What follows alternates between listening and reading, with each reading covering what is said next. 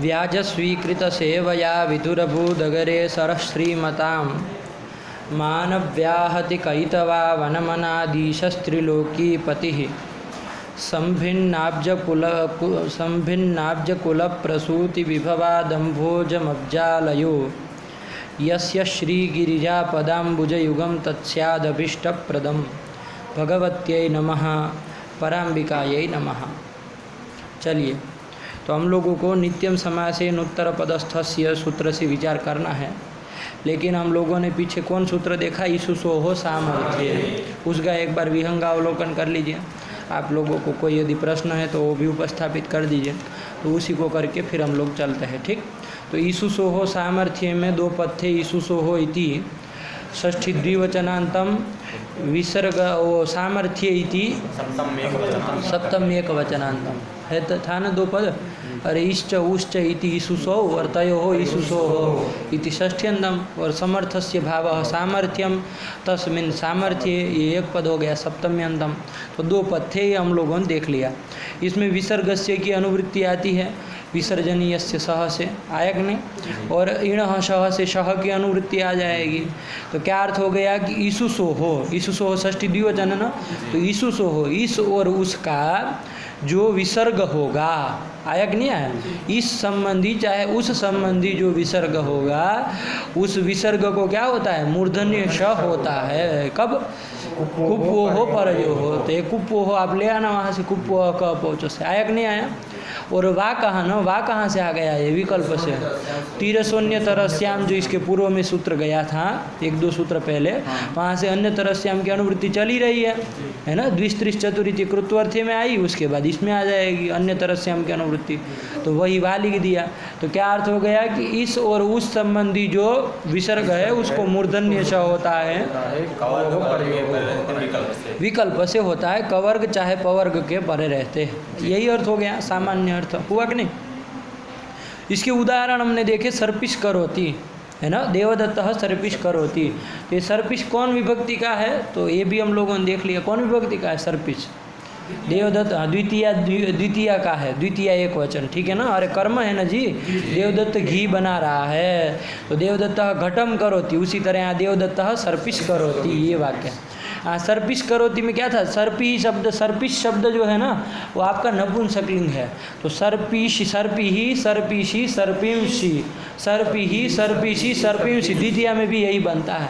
तो वही सर्पिही यहाँ आपको द्वितीय एक वचन का रूप है। आया कि नहीं आया? कर्म होने के नाते द्वितीय विभक्ति हुई है, हुआ कि नहीं। तो सर्पिश करोति ये है। अब देखिए यहाँ सर्पिश ये जो बनाए हैं तो उसकी प्रक्रिया थोड़ी ध्यान से देखिए, कैसे द्वितीय में आप बनाएंगे। तो सर्पिश शब्द है, कैसा है? सर्पिश। ये सर्पिश शब्द कैसा है? तो दंत्य सकारांत है कि मूर्धन्य सकारांत है? तो कोई लोग कह रहा था कि दंत्य सकारांत है ना, कहीं कहीं लिखा हुआ था किसी के मोबाइल में कहीं। तो अरे मूर्धन्य सकारांत ही है वो, आया कि नहीं आया? दंत्य सकारांत नहीं है। कैसे? तो वो सर्पिश शब्द की आप सिद्धि देख लीजिए, सरल रूप से यही काम हो जाए। श्रिप धातु है, कौन धातु है? श्रिप धातु। वो श्रिप धातु से कोई ऊणादि का इसी प्रत्यय कर देना। कौन प्रत्यय? इसी का इस बचेगा, क्या बचेगा? तो क्या बन गई स्थिति? श्रिप इस। अब ये इस जो है वो अर्ध धातुक है, क्योंकि ना तो तिंग है ना तो शीत है, तो उससे भिन्न होता है। तो अर्ध धातुक हम शेष से अर्ध धातुक संज्ञा हो जाएगी, हो जाएगी कि नहीं हो जाएगी? तो जो अर्ध धातुक के परे रहते क्या हो जाएगा? श्रिप जो है वो लघुपद है, तो उसको गुण कर दीजिए। तो श्रिप का जो रिकार है उसको गुण करिए तो अर हो जाएगा रिको, तो क्या बन गया? सर्प इस, मिला दीजिए सर्पिस।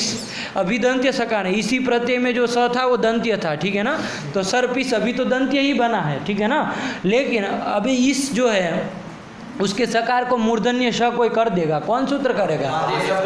आदेश प्रत्ययो हो, ठीक है ना। क्या कहता है वो? ईण अथवा कवर्ग से पर में जो अपदांत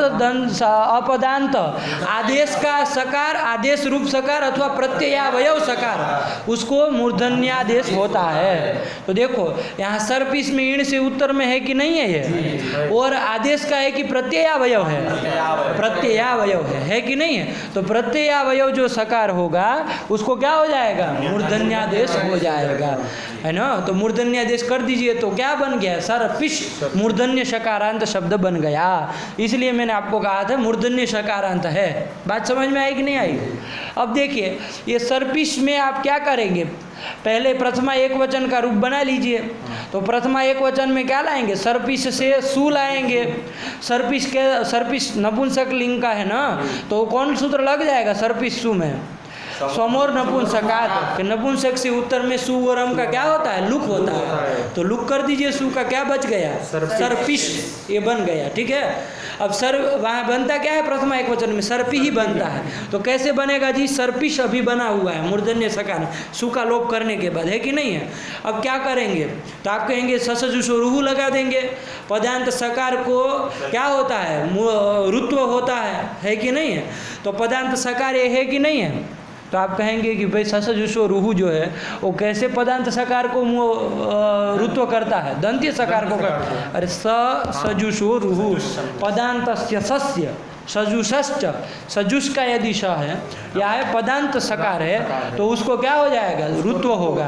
तो सजुष शब्द तो है नहीं इधर, दंत्य पदांत सकार है क्या, नहीं है।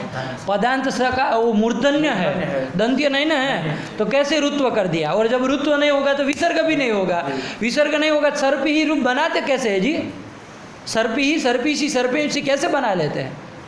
इसी तरह द्वितीय एक वचन में भी सर्पी ही सर्पीसी सर्पेंसी, तो सर्पी ही बना कैसे लेते हैं। वहाँ पर भी हम आया था लुक कर दिया समोर नपुंसकात से, तो सर्पिश बना। अब आप पदांत सकार को दंत्य सकार को रुत्व करता है ससजुषो रुहु, तो ये तो मूर्धन्य है, तो कैसे उसको करेंगे। तो ध्यान दीजिए, मैंने इसके पूर्व के पाठ में भी आपको बहुत अच्छे से बताया था, लेकिन आप लोग नहीं थे इसलिए आपके लिए दोहरा रहा हूँ ये चीज़ को। ये जो है आपका अभी ससजुषो रुहु, ये जब क्या करेगा, पदांत दंत्य सकार को क्या करता है, वो रुत्व करता है ना। तो वो जब रुत्व करने जाएगी, ये ससजुषो रुहु कहाँ का है, थोड़ा अष्टाध्यायी देखिए, 8-2-66 का है, ठीक है ना। और आपका वो आदेश प्रत्यय हो जिसके द्वारा शत्व हुआ था 8-3-59 का, ठीक है ना। ये 8-2 का है ससजुषो रुहु, और वो 8-3 का है शत्व करने वाला। त्रिपाद्यम का ये दोनों सूत्र है। तो त्रिपाद्याम पूर्वम प्रति परम, तो पूर्व के प्रति पर असिद्ध मतलब कौन असिद्ध हो जाएगा, मूर्धन्य सकार नहीं, आदेश प्रत्यय हो सूत्र असिद्ध हो जाएगा, है ना। और कौन किसके प्रति, ससजुषो रुहु की दृष्टि। तो ससजुषो रुहु के प्रति यदि वो असिद्ध हो गया तो ससजुषो रुहु जब रुत्व करने चलेगा तो वहाँ तो दंत्य ही सकार रहेगा ना जी, जब वो असिद्ध है तो आया कि नहीं आया। इसलिए वो दंत्य सकार को क्या कर दिया जाएगा, रुकार कर दिया, रुत्व कर दिया जाएगा। वो मूर्धन्य हो जाता है लेकिन ससजुषो रुहु की दृष्टि में दंत्य है, इसलिए उसको रुत्व कर दिया जाएगा। तो सर्पी रु का र बचता है, अब उसको पदांत रेफ है ही, उसको विसर्ग कर दो, सर्पी ही बन गया कि नहीं बन गया। ये चीज़ आपको ध्यान रखनी है, हर बार ये प्रश्न आपके सामने आएगा, ठीक है ना, है ना। यही प्रश्न आपके हर बार आएगा, है ना, कि भाई ये ससजुषो रुहु से रुत्व कर कैसे दिए, जबकि आदेश प्रत्ययों से यहाँ पर क्या हो गया है, मूर्धन्य शकार आदेश हो गया है, तो कैसे कर दिए। तो यही कहना है कि त्रिपाद्याम पूर्वम प्रति परम असिद्धम भवति ये तेन ससजुषो रुहु इति शास्त्रम प्रति आदेश प्रत्ययो हो इति शत्व विधायकम शास्त्रम असिद्धम तस्य असिद्धत्वात् तत्र पदान्तः सकारः मिलितः लब्धः तस्य स्थाने रुत्वम संभवत्येव नास्तिकाचित क्षति। आया कि नहीं आया, ये कर देना है तो कर देंगे आप, तो सर्प ही बना लेंगे। तो वही सर्प ही द्वितीय में भी बनेगा, ऐसे ही बनना है, बस हम लाना है, लुक कर देना है, बाकी तो सब प्रक्रिया सेम टू सेम है। तो सर्प ही बना लिए, आगे करोती है, द्वितीय का सर्प ही बना लिए, आगे करोती है। आया कि नहीं आया, ये चीज़ आपको समझ में आया बच्चा, सर्प ही करोती है बन गया। अब आपका देखिए यहाँ पर ये शत्व करने वाला सूत्र आया, कौन, ईसुसो सामर्थ्य, ये मूर्धन्य सकार विकल्प से करने के लिए आया। लेकिन इससे पहले बहुत सारे सूत्र गए हैं, उसके द्वारा क्या यहाँ पर मूर्धन्य शत्व नहीं हो सकता था क्या, ये हमारा प्रश्न है, देखना है ध्यान से, ठीक है ना। ईसुसो सामर्थ्य को सही समझे, भले आज वही हो लेकिन सही से उसको समझिए, ठीक, एक एक बात छोटी छोटी बातें पकड़ के। तो इसके पूर्व में कौन सूत्र गए, शत्व करने वाले, इन सह एक तो गया, वो लगेगा क्या, अरे इन से उत्तर में विसर्ग को शत्व होता है, तो इन से उत्तर में तो विसर्ग है ही ना जी, तो शत्व होना चाहिए ना। लेकिन वो अपदाद्यो हो, कुप्पो हो, परयो हो कहता था, मतलब पाशकल्प क काम्य के परे रहते ही करता है वो। इधर कहाँ पाशकल्प क काम्य, यहाँ तो करोती है तो नहीं लगना है। उसके बाद मूर्धन्य षत्व करने वाला और एक सूत्र गया, इदुदु पदस्य चा प्रत्ययस्य इकारो कारो पदस्य समुदायस्य, यह विसर्ग तो है ही ऐसा। अरे सर्प ही ये समुदाय इकारो पद हो गया कि नहीं हो गया, और उसका जो विसर्ग उसको सत्व कर देना चाहिए, वो तो कुप्पो हो परि हो कहता है, तो होना चाहिए कि नहीं होना चाहिए। लेकिन वहाँ आया था अप्रत्ययस्य, विसर्ग में विशेषण दिया था, और उसका वैयधिकरण ने अन्वय किए तो क्या अर्थ हुआ था कि प्रत्यय का अवयव विसर्ग नहीं होना चाहिए। ये जो आपका विसर्ग है वो कैसा है, अरे इसी प्रत्यय था जी, उसी को स को रुत्व करके विसर्ग हुआ है, तो प्रत्यय का ही ये विसर्ग है, प्रत्ययावयव ही है, प्रत्ययावयव से भिन्न नहीं ना हुआ। इसलिए यहाँ पर उससे भी सत्व नहीं प्राप्त था। पंडित जी आप कह रहे हैं कि होगा होगा, मैं इसलिए आपको ध्यान से दोहराया। आया कि नहीं आया? अरे नहीं होगा जी, कहाँ से नहीं होगा, प्राप्त ही नहीं है। आया कि नहीं आया? तो अब ये सूत्र आ गया, कोई प्राप्त नहीं, तो कौन प्राप्त था? वो सत्व करने वाला कोई प्राप्त नहीं था। अरे यीशु सो नहीं होता कोई तो लगता, कौन लगता? अरे कुप्पो पोच लग जाता। वो तो क्या कहता है, विसर्ग को जीवा मूली उपन्मानी वो कवर पवर पर रहते, वो चकारात विसर्ग, उससे तो कोई मतलब नहीं है। अप्रत्यय का विसर्ग हो, प्रत्यय का हो, कुछ नहीं, बस विसर्ग देखा पर में कवर पवर देखा कि वो जीवा मूली उपन्मानी किया और चकार से विसर्ग भी कर दिया। आया कि नहीं आया? तो वो तो कर देगा, उससे कोई हानि नहीं है, ठीक है ना। मूर्धन्य सा करने वाला कोई नहीं था। वही सूत्र आ गया, ईसु सो हो सामर्थ्य, कि इस चाहे उस संबंधी यदि विसर्ग होगा तो उसको क्या हो जाएगा, विकल्प से सत्व होगा, कुप्पो हो परयो हो, यही है ना। तो यहाँ कौन किम संबंधी विसर्ग है? मूर्ख तरीका। ईसुसो सामर्थ्य किम संबंधी है ये? इस संबंधी है। अब ये बकलोल को समझाओ कि प्रत्यय संबंधी, घंटा इधर क्या करेंगे, प्रत्यय संबंधी दुनिया जानती है।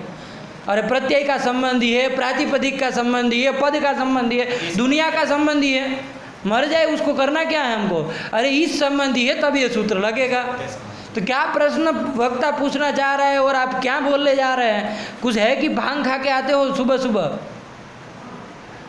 चलिए, तो क्या हो जाएगा जी, इधर इस संबंधी विसर्ग है, कुप्पो हो कवर्ग पवर्ग पर में ही है कवर्ग, इसलिए मूर्धन्य श विकल्प से हो जाएगा, सर्पिश करोति बन जाएगा, विकल्प से होगा। जब नहीं होगा तो कौन लगना है? जो लगता था कुप्पो का पहुँच, उसे एक बार कवर्ग परे है तो जीवामूली कर देना और चकाराज विसर्ग भी कर देना, तीन तीन रूप बनेंगे। सर्पिश करोति, सर्पि करोति, सर्पिक करोति, वो पहले जीवामूली वाला बोल देना, सर्पिक करोति और फिर सर्पि करोति। आया कि नहीं आया? ये कर दिए। इसी तरह दूसरा उदाहरण उन्होंने धनुष करोति दे दिया, तो धनुष में और कुछ नहीं है, धन धातु है, उससे उसी प्रत्यय कर लेंगे।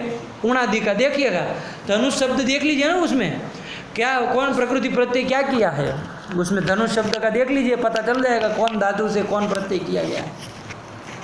धन धातु से उसी प्रत्यय ही किया गया है। इसमें है नहीं भाई, उसने इतना दे दिया है।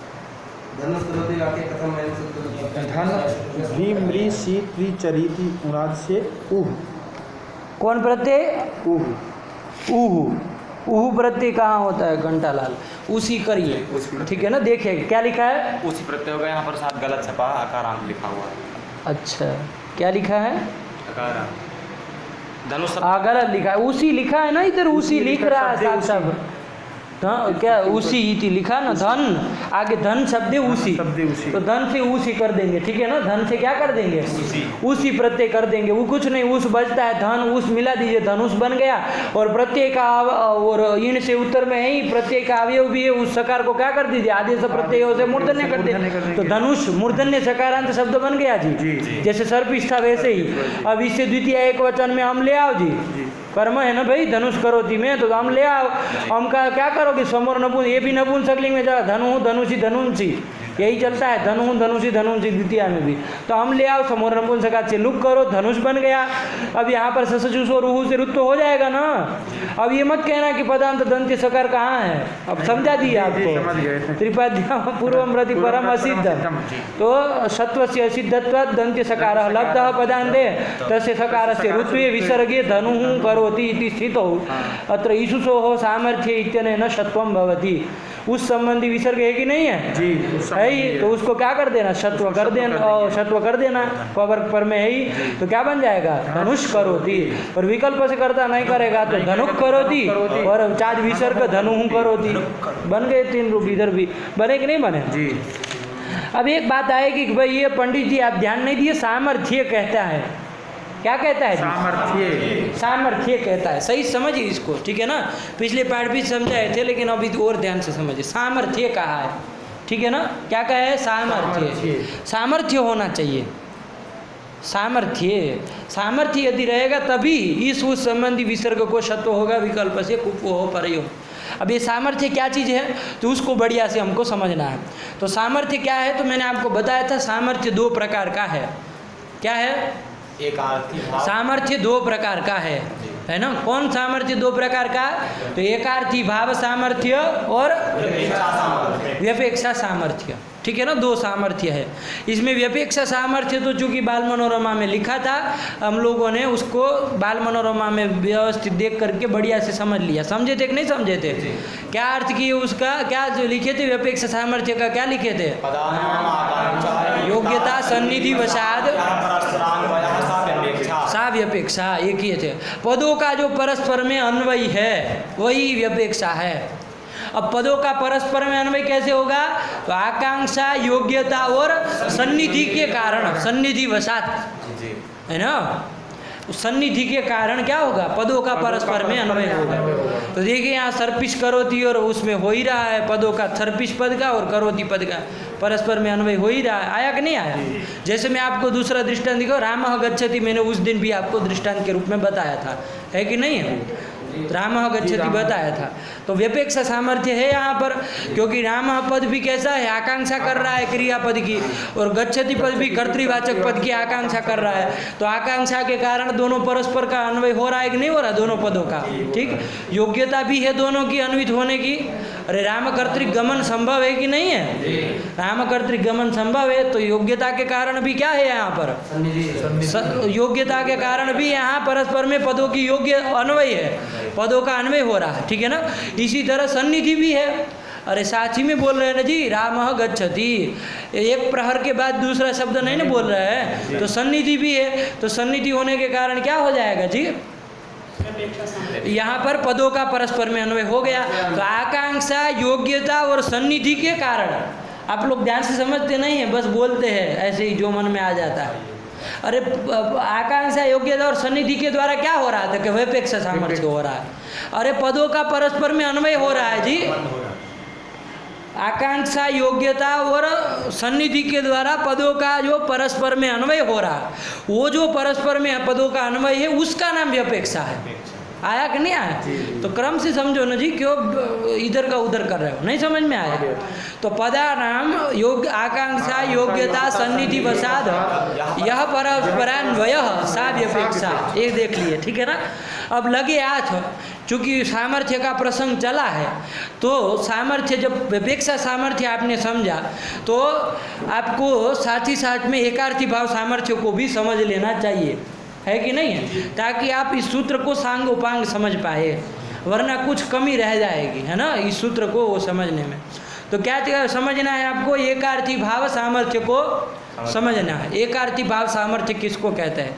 तो एकार्थी भाव सामर्थ्य के लिए मैंने आपको कहा था, अभी कुछ नहीं लिखना है पंडित जी, मैं जब आपको लिखने के लिए कहूँगा, जहाँ मुझे आवश्यकता प्रतीत होगी वहीं पर आपको लिखना है। और आपको यदि कहीं लगता है तो पाठ खत्म हो जाने के बाद कमरे में जा कर के कि हाँ ये बात थी, हमको ये लिखने के लिए आवश्यक लगी, ये लिख लेते हैं, ठीक है ना?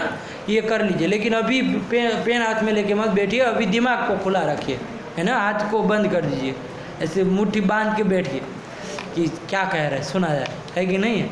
मजबूती के साथ, जैसे वो दौड़ने वाला कैसे वो रहता है, मुट्ठी बांध के खड़ा रहता है ना, 1 2 3 गो, ऐसा कहेगा तो चबक से जाएगा।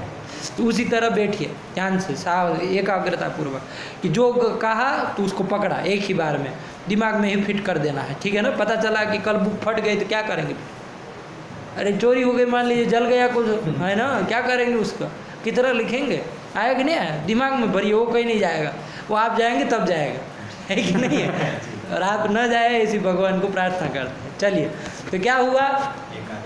एकार्थी भाव सामर्थ्य हमको समझ लेना चाहिए साथ ही साथ में। तो एकार्थी भाव सामर्थ्य का क्या लक्षण है जी?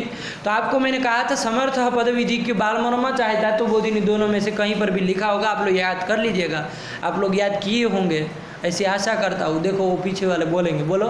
प्रक्रिया दशायां प्रत्येकम अर्थवत्वेन पृथक गृहीतानां पदानां समुदायिकतया विशिष्टैकार्थ प्रतिपादनम्। ये का है, ठीक है ना? तुम बोलो जी। एकार्थी भाव लक्षण सामर्थ्यम तु प्रक्रिया दशायां प्रत्येकम अर्थवत्वेन पृथक गृहीतानां पदानां समुदाय सत्या विशिष्टैकार्थ प्रतिपादकता रूपम। हाँ देखिए, लड़का अच्छे बोलने लगा 7-8 दिन में, है कि नहीं है? अच्छा परिष्कार हुआ है ना? तो ये सही सीखते हैं धीरे धीरे, ठीक है ना?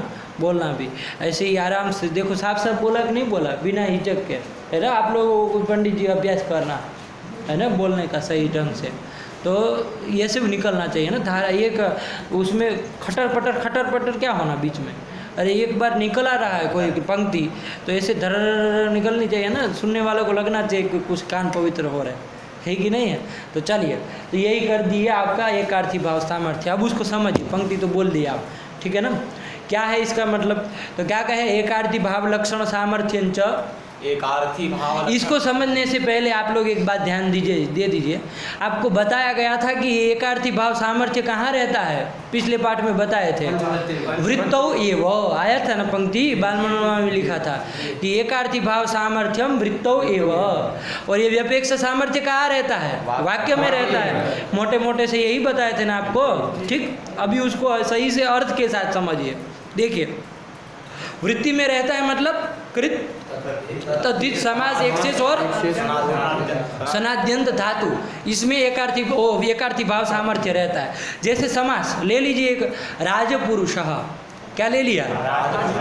तो राजपुरुषः, यहाँ पर आपका एकार्थी भाव सामर्थ्य है। क्या है? एकार्थी भाव सामर्थ्य है कि नहीं है? अब कैसे? तो ये लक्षण बना रहे, उसको घटा देंगे तो काम हो जाएगा। नहीं समझ में आया? बोलो। एकार्थी भाव लक्षण सामर्थ्यंच एकार्थी भाव लक्षण सामर्थ्यम तो प्रक्रिया दशायां प्रत्येकम अर्थवत्वेन पृथक गृहीता। देखो, प्रक्रिया दशायां राजपुरुषः, इसकी प्रक्रिया दशा मतलब क्या? प्रक्रिया दशा थी। राज्ञः पुरुषः, लौकिक विग्रह वाक्य यही था ना। अलौकिक विग्रह वाक्य था राजन घस पुरुष सु।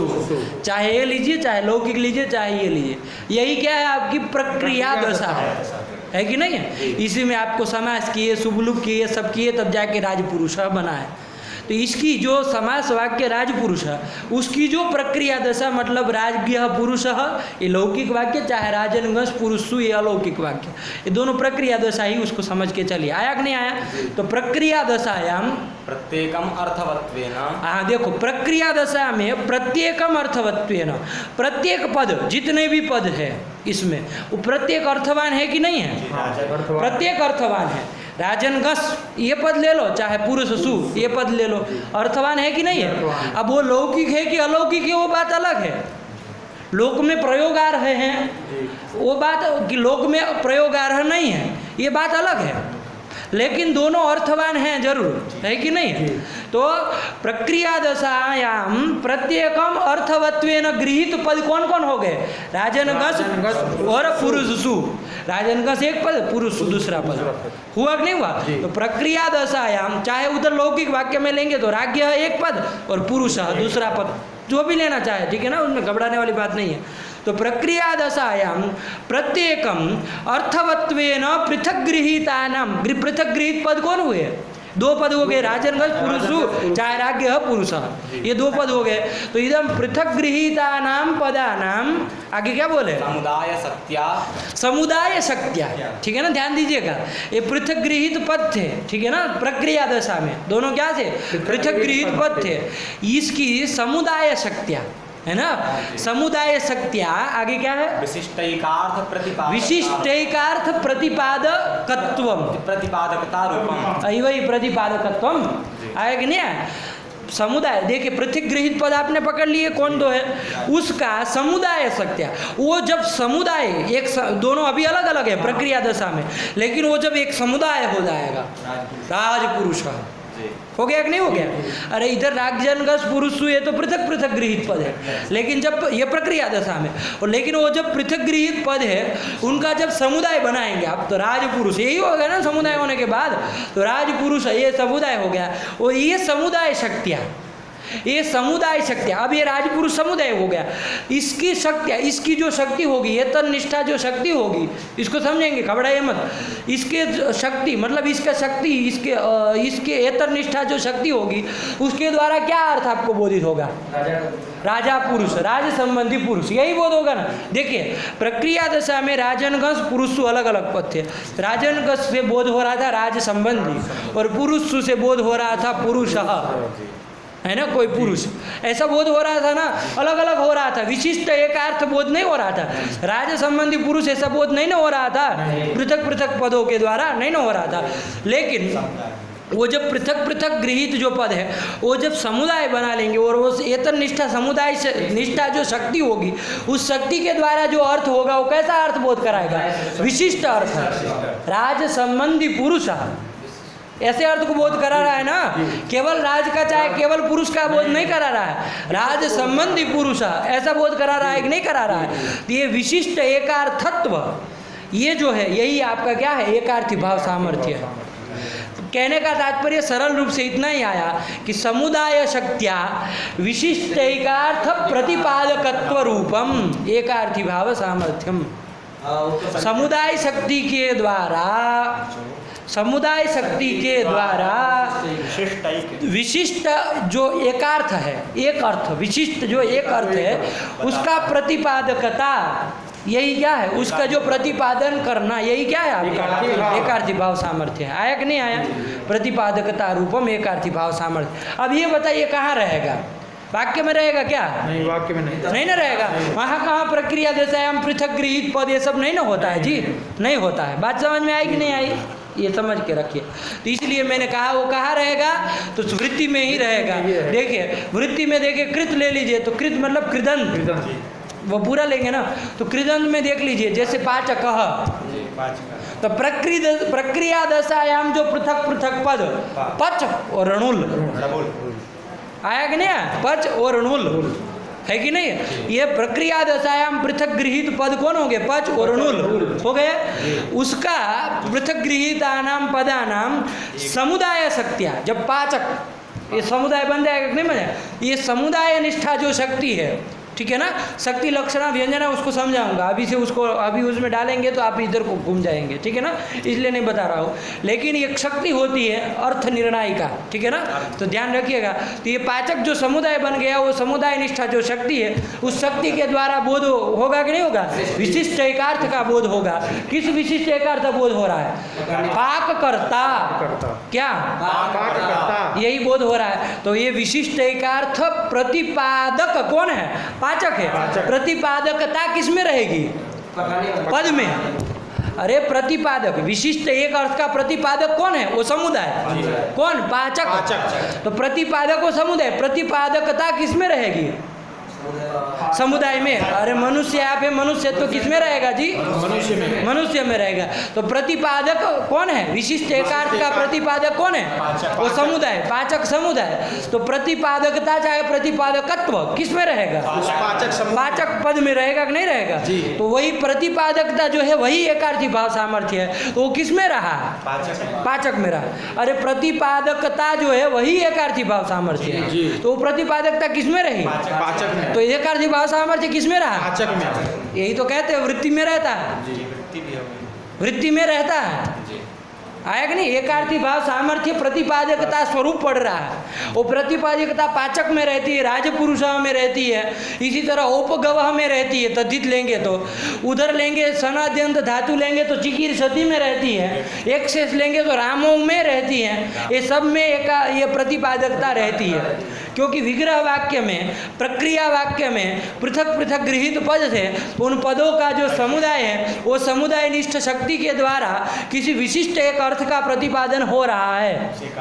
हो रहा है कि नहीं हो रहा है? वो प्रतिपादन हो रहा है। तो प्रतिपादक कौन हो गए? ये सब समुदाय हो गए, चाहे वो रामो हो, चाहे वो पाचक हो, चाहे वो उपगव हो, चाहे राजपुरुष हो, है ना, चाहे वो चिकीर्षति हो, है कि नहीं, जो भी है ये समुदाय में ये प्रतिपादक है। विशिष्ट एकार्थ के क्या है, विशिष्ट एकार्थ के प्रतिपादक है। वो प्रतिपादकता किसमें रहेगी, इन्हीं सब पदों में रहेगी कि नहीं रहेगी। तो ये प्रतिपादकता जो है, प्रतिपादकता बराबर मतलब वो पूरी है ना, प्रतिपादकता मतलब वहाँ शुरुआत से लेके यहाँ तक प्रतिपादकता बराबर एकार्थी भाव सामर्थ्य। तो प्रतिपादकता इनमें रहती है, मतलब एकार्थी भाव सामर्थ्य इसमें रह रहा है, और दोनों एक ही चीज़ है। आया कि नहीं आया, नहीं समझ में आया। तो एकार्थी भाव सामर्थ्य कहाँ रहता है, तो वृत्ति में रहता है। यही तो आपको पहले बताया, ये हम लोगों ने लक्षण से समझ लिया। पहले आप मत वाक्यम प्रमाणम या तो बाल मनोरमा वाक्यम प्रमाणम करके गृहीत किए थे, लेकिन अब लक्षण से समझे। समझ में आया कि नहीं आया, यही है एकार्थी भाव सामर्थ्य। आया कि नहीं, नहीं समझ में आया, आ गया। अब उधर कहाँ पर व्यपेक्षा सामर्थ्य, वो आपका मैंने बता दिया, रामः गच्छति में बता दिया, वहाँ पर घट जाएगा। आया कि नहीं आया, समझ में आया। तो वही अब यहाँ पर क्या लिखे है जी, सामर्थ्य होना चाहिए, ठीक है ना, होना चाहिए। अब एक बात मैं और आपको बता दूँ, एक बात और बता दूँ, ध्यान दीजिएगा। अभी अभी आप लोग मोटे मोटे तौर से ऐसा समझे है कि एकार्थी भाव सामर्थ्य कहाँ रहता है, वृत्ति में रहता है, और व्यपेक्ष सामर्थ्य लेकिन देखिए, जब आप वो राजपुरुष जब वृत्ति बनी उसमें एकार्थी भाव सामर्थ्य है, बढ़िया से समझ लिया। लेकिन एक बात ध्यान दीजिए, उसमें पहले व्यपेक्षा सामर्थ्य था कि नहीं था, प्रक्रिया दशा में नहीं था, प्रक्रिया दशा में कह रहा हूँ। राजपुरुष में एकार्थी भाव सामर्थ्य है, लेकिन जब प्रक्रिया दशा थी राज्ञ पुरुष, इस समय इसमें क्या था, विपेक्षा सामर्थ्य था। उस समय एकार्थी भाव सामर्थ्य नहीं था जी, नहीं ना था। वो एक हो गया तब समास कर राजपुरुष बना तब एकार्थी भाव सामर्थ्य उसमें आएगा। आया कि नहीं, राज्ञ पुरुष इस अवस्था में उसमें एकार्थी भाव सामर्थ्य नहीं है, विपेक्षा सामर्थ्य, व्यपेक्ष सामर्थ्य है। अरे वाक्य है जी, वो पृथक गृह, वो पृथक जो ये जो पद है उसका आकांक्षा योग्यता और सन्निधि के कारण परस्पर में अन्वय है, यही तो आपका व्यपेक्ष सामर्थ्य है। वो राजपुरुष राज्ञ पुरुष में है कि नहीं है। वहाँ विशिष्ट एकार्थ प्रतिपादकत्व रूप नहीं है, ऐसा नहीं ना घटेगा, एकार्थी भाव सामर्थ्य नहीं घट रहा। आया कि नहीं, तो उसमें व्यपेक्ष सामर्थ्य है प्रक्रिया दशा में। राजपुरुष जब वहाँ पर शुभ लुक करके जब राजपुरुष बनाएंगे तो वहाँ एकार्थी भाव सामर्थ्य तो है, व्यपेक्ष सामर्थ्य है क्या, नहीं। आप कहेंगे नहीं है, लेकिन वस्तुतः वो व्यपेक्ष सामर्थ्यम न हीयते, व्यपेक्षा सामर्थ्यम न हीयते, मतलब उसका हरण नहीं होगा, वो नहीं जाएगा, हटेगा नहीं, वो रहेगा ही वो, है ना। ऐसी पंक्ति है ना कोई, व्यपेक्षा नहीं वो हीयते, वृत्तौ व्यपेक्षा नहीं वो हीयते, ऐसा कुछ ध्यान दीजिएगा, कई पंक्ति मिलेगी, टीका टिप्पणी में शायद लिखी हो, देखिएगा। लेकिन वो जाएगा नहीं उसमें, एकार्थी भाव सामर्थ्य आया है उसमें, ठीक है ना राजपुरुष, लेकिन व्यपेक्षा हट नहीं जाएगा, वो रहेगी। अब ये आपको लग रहा है जबरदस्ती कर रहे हैं आपके साथ, लेकिन अब आप थोड़ा व्यपेक्षा के लक्षण के अनुसार भी देख लीजिए। राजपुरुष हमें व्यपेक्षा सामर्थ्य लक्षण के अनुसार देख लीजिए, रह रहा है कि नहीं रह रहा है कि नहीं है। यदि रह गया, लक्षण घट गया, मतलब व्यपेक्ष सामर्थ्य है, किसी के कहने की क्या जरूरत है जी। लक्षण आपने जो बनाया वो यदि घुस जा रहा है तो किसी का कहना न कहना हम कोई नहीं मायने रखते। लक्षण प्रमाणाभ्याम वस्तु सिद्धि, आया कि नहीं आया। तो लक्षण देखेंगे व्यपेक्षा का, क्या है व्यपेक्षा का लक्षण, पदानाम आकांक्षा योग्यता और सन्निधि वसात परस्परान्वय। तो राजपुरुष में ये जो पद है राज और पुरुष, अरे अंतर्वर्ती विभक्ति मान करके पद मानते कि नहीं मानते, तो ये जो पद है आपके, उन पदों का आकांक्षा और योग्यता सन्निधि तो है ही, इसके कारण परस्पर में अन्वय हो रहा है कि नहीं हो रहा है, हो रहा है। तो व्यपेक्षा सामर्थ्य है जी, हट कहाँ गया, लक्षण के अनुसार भी तो है, आया कि नहीं आया। तो क्या निकल के आया, वृत्ति में दोनों सामर्थ्य रहते हैं, कौन कौन, व्यपेक्षा दोनों रहते हैं, लगा कि नहीं लगा। अब वाक्य में आइए, वाक्य में दोनों रहते हैं कि नहीं रहते हैं, देख लिया जाए। रामः गच्छति था, वहाँ देख लिया जाए, तो देखिए वहाँ व्यपेक्षा रहता है, तो हम लोगों ने समझ ही लिया, ठीक है ना। वाक्य में व्यपेक्षा सामर्थ्य रहता है, हमने देख लिया बढ़िया से, कोई संदेह नहीं है, ठीक है ना। क्योंकि पदानाम आकांक्षा योग्यता और सन्निधि के कारण परस्पर में अन्वय हो रहा है। एकार्थी भाव सामर्थ्य वहाँ वाक्य में है कि नहीं देख लिया जाए, तो उसमें नहीं है, देखिएगा, ध्यान दीजिएगा। पृथक गृहीता नाम पदानाम, क्या लिखा है, प्रक्रिया दशाया, इधर कहा प्रक्रिया दशा जी, प्रक्रिया दशा में पृथक गृहीत पद, यहाँ तो पृथक गृहीत ही पद है कि नहीं है? अभी भी पृथक गृहीत पद है, पहले भी पृथक गृहीत पद थे, है कि नहीं है? और आगे कहता है कि समुदाय शक्तिया, उसकी समुदाय शक्ति है ही नहीं, ऐसा समुदाय कोई बनाया नहीं। रामः पृथक पद गच्छति पृथक पद, ऐसा कोई समुदाय शक्ति है ही नहीं। तो समुदाय शक्ति विशिष्ट एकार्थ कोई प्रतिपादन नहीं हो रहा, समुदाय शक्तियाँ नहीं हो रहा है, ठीक है ना? विशिष्ट एकार्थ तो हो रहा है, लेकिन अरे राम कर्तृकम गमनम, ऐसा विशिष्ट एकार्थ का अवगमन तो हो रहा है, लेकिन समुदाय शक्तियाँ नहीं हो रहा, पृथक पृथक गृहीत पदों के द्वारा ही हो रहा है। एकार्थी भाव सामर्थ्य गया क्या जी? नहीं गया। तो वाक्य निष्कर्ष अब क्या निकला? पहले मोटे मोटे से हम बोल रहे थे कि व्यपेक्षा वाक्य में और एकार्थी भाव वृत्ति में, लेकिन अब आप लोग विस्तार से मतलब सही ढंग से बता पाएंगे। व्यपेक्षा सामर्थ्य जो है वो एकार्थी भाव सामर्थ्य केवल और केवल वृत्ति में रहेगा, व्यपेक्षा सामर्थ्य वाक्य में भी रहेगा, वृत्ति में भी न हीयते, मतलब वृत्ति में भी रहेगा। लगा कि नहीं लगा? ये चीज़ आपको समझनी चाहिए। ये जब समझेंगे तो आप ईसुसोहो सामर्थ्य सूत्र को सही से समझ पाएंगे। बात समझ में आई कि नहीं आई? आया समझ में बढ़िया से? क्या निकला? वाक्य में कौन सामर्थ्य रहता है? व्यपेक्षा ही रहता है, और वृत्ति में एकार्थी भाव भी रहता है और व्यपेक्षा भी रहती है, ठीक है ना? व्यपेक्षा नहीं रहती है, आया कि नहीं आया? इसलिए कह दिया जाता है व्यपेक्षा नहीं वो हीयते, ऐसा बोल दिया जाता है। लेकिन ध्यान दीजिएगा लक्षण के अनुसार भी है वहाँ पर, है कि नहीं? जबरदस्ती नहीं करेंगे हम, ऐसा काम नहीं करते हम। आया कि नहीं आया? तो चल यही कर दिया आपका, कहाँ पर कौन सामर्थ्य है ये समझ में आ गया बढ़िया से। अब यहाँ पर लिखा है इस उस संबंधी विसर्ग को सत्व हो सामर्थ्य के रहने पर, तो सामर्थ्य करके तो सब सामर्थ्य लिए जाएंगे जी। आप थोड़ी लिखिए व्यपेक्षा सामर्थ्य कि एकार्थी भाव सामर्थ्य, आप लिख रहे सामर्थ्य, तो सामर्थ्यत्वावच्छेद देना, सामर्थ्य जहाँ रहेगा, दोनों सामर्थ्य जहाँ रहेगा वहीं लिया जाएगा, वहीं पर इस उस संबंधी विसर्ग को क्या किया जाएगा? सत्व किया जाएगा, न कि केवल एक सामर्थ्य, ना तो कोई भी सामर्थ्य नहीं है, कोई दोनों सामर्थ्य रहेंगे तभी होगा। ऐसा ग्रंथ से आ रहा है कि नहीं आ रहा है? ऐसा आ रहा है? नहीं समझ में आ रहा है? ऐसा आ रहा है, ठीक। अब सर्पिश करोति हमको बताइए ईसुसोहो सामर्थ्य कैसे लगेगा? क्योंकि सर्पिश करोति ये क्या है जी? वाक्य है, इसमें व्यपेक्षा सामर्थ्य तो है लेकिन एकार्थी भाव सामर्थ्य नहीं है। तो पूरा सामर्थ्य नहीं ना आया इसमें, सामर्थ्य मतलब दोनों सामर्थ्य। हम कहाँ कहें कि व्यपेक्षा सामर्थ्य? सामर्थ्य का मतलब होता है दोनों सामर्थ्य, है कि नहीं?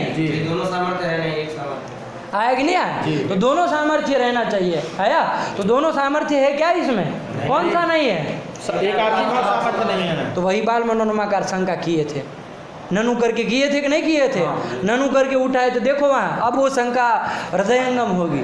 उस दिन पढ़े तो थे लेकिन वो शंका का हद आप लोग नहीं समझे थे। देखिए क्या लिखा है, ननु करके देखो, सर्पिश करो। इधर सामर्थ्य में यहाँ व्यपेक्षा का अवतरण बनाए होंगे, ननु करके इधर ही बनाए होंगे ननु। ये ऊपर खोली मैंने सूत्र, ये खोली कौन सी सूत्र है? ये देखिए भैया जी, यहाँ पे ननु एकार्थी भाव लक्षणम सामर्थ्यम वृत्तौ एव।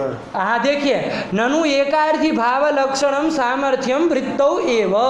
एकार्थी भाव सामर्थ्य कहाँ रहता है? वृत्ति में ही रहता है। लगा जी? क्योंकि ये तो निश्चित है ना। हाँ। आया कि नहीं? एकार्थी भाव सामर्थ्य तो वृत्ति में ही रहता है। फिर क्या कह रहा है? न तु वाक्ये, न तु वाक्य में नहीं रहता है। चलिए, इति समर्थ सूत्रे भाष्ये कई, ये समर्थ सूत्र के भाष्य में स्पष्ट है कि एकार्थी भाव सामर्थ्य केवल वृत्ति में ही रहता है और उसमें नहीं रहता, वाक्य में नहीं रहता। ये समर्थ सूत्र के भाष्य और वहाँ के कैयड दोनों में कहा है। आप लोग जाके भाष्य देखिएगा, ठीक है ना? और कैयड भी देखिएगा, वहाँ लिखे होंगे। आया कि नहीं? लेकिन मैंने आपको लक्षण से समझा दिया कि एकार्थी भाव सामर्थ्य वृत्ति में ही रहेगा, उसमें घटेगा ही नहीं। समुदाय शक्ति ये सब कहाँ घटने वाला है जी? नहीं घटेगा। आया? पढ़िए। एवंच सर्पिश करोति ति धनुष करोति ति वाक्ये कथमयम सत्व विकल्प इत्यत आह। सर्पिश करोति धनुष करोति, ये वाक्यों में आपने कैसे ईसुसोहो सामर्थ्य लगा दिया, जबकि यहाँ एकार्थी भाव सामर्थ्य ही नहीं है, व्यपेक्षा है। यदि एकार्थी भाव भी रहता तब सामर्थ्य दोनों मिल जाते और ईसुसोहो सामर्थ्य लगता, सत्व विकल्प करता। आया कि नहीं आया? लेकिन ऐसा है नहीं, इसलिए यहाँ सत्व कैसे आपने कर दिया, उदाहरण कैसे दे दिया। तो दीक्षित यहाँ पर इसीलिए आया ना, पढ़ो वहाँ आगे पढ़ो। सामर्थ्यम इह व्यपेक्ष, इसीलिए दीक्षित ने मूल में कह दिया सामर्थ्यम यह व्यपेक्षा, मतलब ईसुसो हो सामर्थ्य, घटक जो सामर्थ्य है उससे आपको व्यपेक्षा सामर्थ्य ही समझना है, न कि एकार्थ भाव सामर्थ्य। जब व्यपेक्षा मूल में सीधे सूत्र में ही सामर्थ्यम यह व्यपेक्षा लिखा है ना, मूल में ही लिखा, उसी का अवतरण पढ़ा है। सामर्थ्यम इह व्यपेक्षा, हाँ, यह मतलब अस्मिन सूत्रे है कि नहीं है, तो अस्मिन सूत्रे मतलब ईसुसो हो सामर्थ्य, इस सूत्र में सामर्थ्य करके व्यपेक्षा सामर्थ्य ही लेना है, लगा।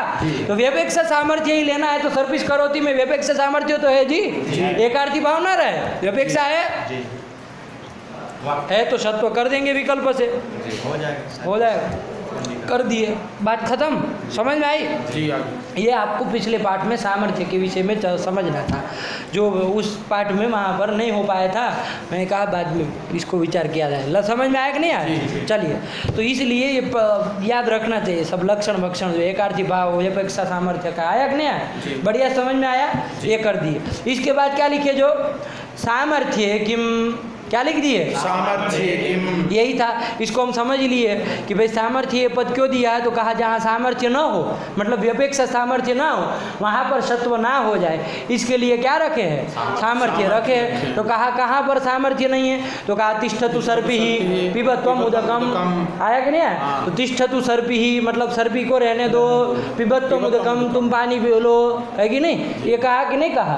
तो तिष्ठतु सर्पिः पिबत्वम उदकम, तो सर्पिः का अन्वय किसके साथ है, तिष्ठतु के साथ। अरे तिष्ठतु सर्पिः, रहने दो, घी को रहने दो, सर्पिः द्वितीया का एक वचन है जी, तिष्ठतु सर्पिः, अरे सर्पी को रहने दो जी, पिबत तो उदकम तुम पानी को पी लो, पिब का अन्वय किसके साथ है, उदक के साथ है, आया कि नहीं। तो यहाँ पर देखिए व्यपेक्षा सामर्थ्य है, लेकिन तिष्ठतु सर्पी इतने में है और पिबत्व मुदकम इतने में है, इसका परस्पर में अन्वय है क्या, सर्पी और पिब का, तो इसमें अरे इसका परस्पर पदों का अन्वय नहीं ना है, तो परस्पर पदों का अन्वय यही तो व्यपेक्षा सामर्थ्य है। तो ऐसा व्यपेक्षा सामर्थ्य यहाँ सर्पी और पिब में नहीं है, तो सामर्थ्य नहीं है व्यपेक्षा सामर्थ्य, इसलिए सत्व नहीं होगा। तो यही रहेगा तिष्ठतु सर्पिः पिबत्व मुदकम, कुप हो लगाना हो लगा दीजिए, वो तो कुछ सामर्थ्य नहीं ना कहता है, आया कि नहीं। तो जीवा मूली उपदमानी पिब है ना, तो उपदमानीय करिए और पक्ष में विसर्ग करिए तो रखिए, लेकिन ये सत्व तो नहीं होना है, समझ में आया। ये सूत्र हो गया ईसुसो हो सामर्थ्य, पूरा समझ में आया, बढ़िया से सामर्थ्य पूरा समझ में आ गया आप लोगों को। चलिए अब सूत्र आया नित्यम समासे अनुत्तर पदस्थस्य, आया कि नहीं आया, इसको रखा जाए अभी यहाँ, है ना, इतना वो सामर्थ्य सही से समझ के आइए, फिर चले, क्योंकि 2:30 बज गए, उनको भूषण सार भी कराना है। चलिए रखा जाए। व्याज स्वीकृत सेवया विदुरभूदगरे सरः श्रीमतां मानव्याहति कहितवा वनमनादीशस्त्रिलोकीपतिः संभिन्नाब्जकुलप्रसूति विभवादम्भोजमब्जालयो यस्य श्रीगिरिजापदाम्बुजयुगं तत्स्यादभीष्टप्रदं भगवत्यै नमः, पराम्बिकायै नमः। अस्तु।